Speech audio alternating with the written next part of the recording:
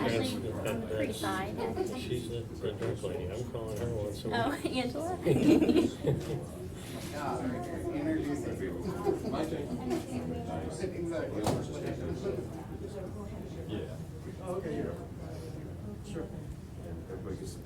Well, I met you when I started that.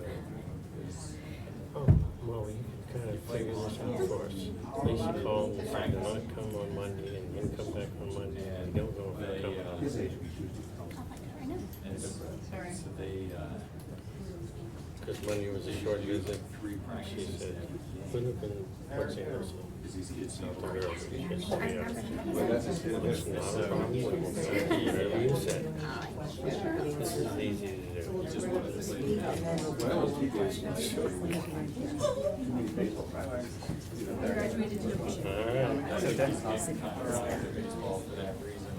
Is this your first too? Yeah, I hope so. One of many. Hopefully not the last. Of course. No, I just kidding. How are you? Hey, nice to meet you. So you all ready? You're in the hot seat. Yeah, I guess so. So he ditched you, huh? He said he was operating. The operating But I guess he's, super story. Well, you he use loves that to be next in front of the camera, Don't you so love that? Oh my God. so he's probably really working if he can't be here.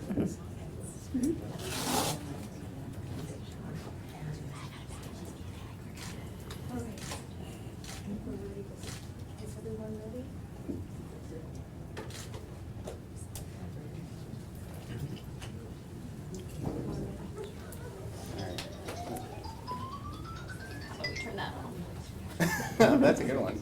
So, good afternoon, everyone. My name is Patrick Couste. I'm the nurse manager for the lung transplant program here at Tampa General Hospital. And today we are celebrating our 500th lung transplant recipient. So, starting on my far right is Lindsay Wilson. She is our post-lung transplant coordinator. Mike and Janet Ebal. Dr. Kapil Kapel, who is the medical director of the lung transplant program, interstitial lung disease, and CF here at Tampa General Hospital. And Betsy Edwards with the Lifeline Foundation. So our program started in 2002. We've steadily done about 35 to 40 transplants per year with exceptional outcomes above national average. And as of recent, February 4th, we have just transplanted our 500th patient. And to my left, Mrs. Eba is that patient. She's done a successful job, done a very well clinically, and continues to do well. We're partnered with our colleagues at LifeLink to help get these organs to our patients. And unfortunately, our surgical colleague will not be able to attend today, Dr. Caldera. Did you perform the surgery on her? No, I'm the medical transplant pulmonologist. What are the challenges with something like a lung transplant? The challenges that occur more recently is trying to get the patients transplanted to find the perfect fit for our patients before they get too sick to be transplanted. And how are you feeling? I feel awesome. This is the best I've felt in over 3 years. First time I've had to not wear oxygen, and I breathe on my own. When did you have the surgery? February 4th, Wow, so recently. yes. What was your life like before? I was tied to the house. I had to go everywhere with oxygen. And if you don't mind me asking, what were you suffering from? I had idiopathic pulmonary fibrosis, which is an incurable disease of my lungs. And was it like a lifelong thing or something you I discovered it 5 years ago, going to different pulmonologists until I discovered Tampa General Hospital and was admitted to their transplant program. How long did you have to wait? 22 months. During that time, I'm sure there were moments where you didn't know if you would ever get a lung, am I right? I always prayed. What does it mean to you to be able to have freedom and, I'm sure, your life back? I do have my life back. It's the most wonderful thing ever. And as a spouse, I'm sure this has been challenging for you too, waiting for this moment to happen. What is it like to see your wife have that freedom again? We're thrilled to have her back and normal. We're thrilled to be available just to do what we want to do. When she said she was tied to the house, she had an oxygen bottle with a 30-foot hose. That's as far as she could go for years. What was the recovery like, the operation? Were you worried? I wasn't worried. I couldn't wait. The recovery's been very easy. I was in intensive care only one day, and I was out of the hospital in 6 days. Do you have to worry about like a rejection period, like with other organ transplants? Yeah, we continue to monitor patients in clinic on a routine basis, weekly with pulmonary function test, subjective symptoms. If any of these symptoms were to arise or decline in breathing numbers, we would do a procedure called bronchoscopy, perform a biopsy and evaluate the tissue, looking for rejection. Approximately 50+% of our patients within the first year will experience some degree of rejection. It's treatable. So will you be on medication, like anti-rejection medication for the rest of your life? Yes. I'm sure that's a small price to pay. Oh, it's an easy price to pay. And, anybody else's questions? Just take it. How has the medicine changed since the first transplant to this one? Yeah, that's essentially what's changed the field of transplant is the introduction of immunosuppressant therapy.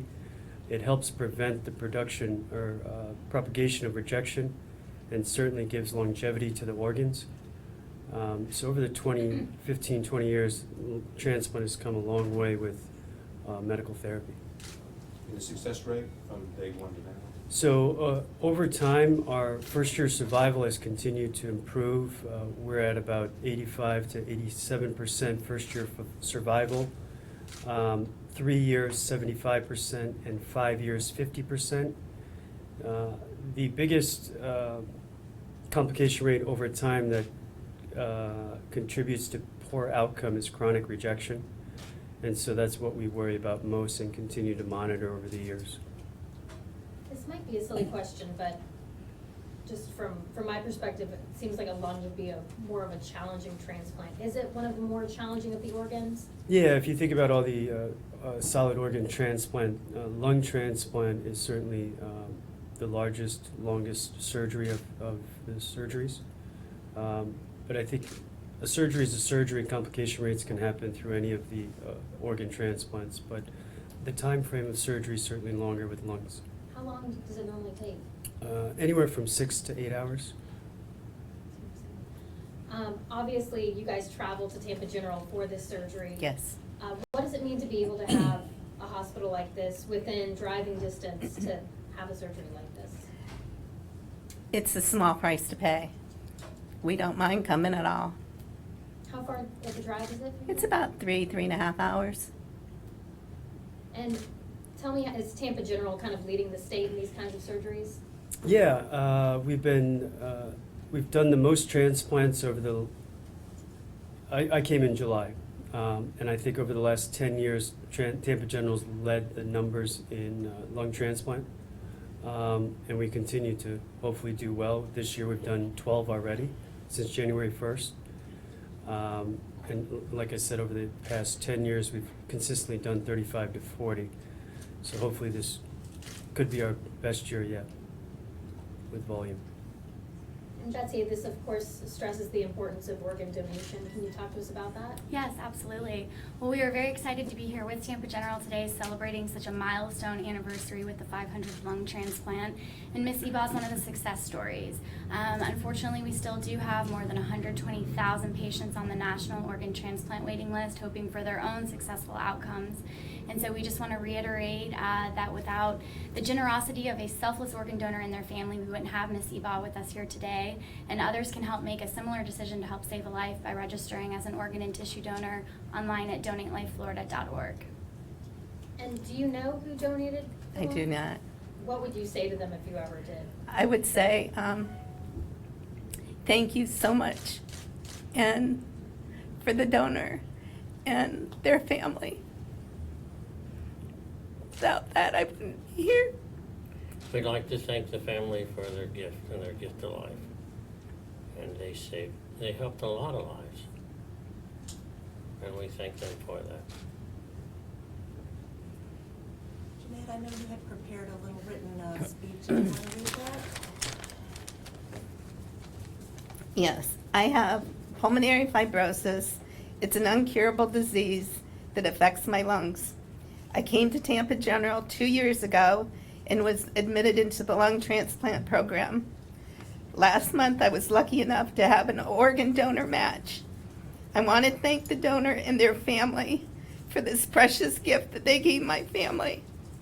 I want everyone to know about donating organs and how many lives can be saved.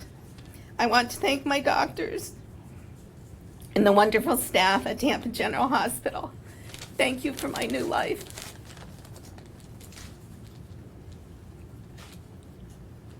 Our surgeon is actually on the way, so we don't want to wrap up quite yet.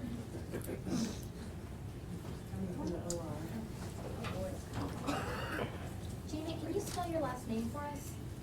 E like in Edward, B like in boy, A-U-G-H.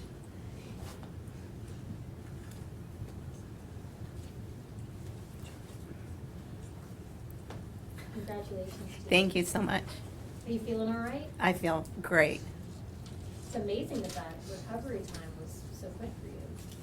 I'm very, very lucky.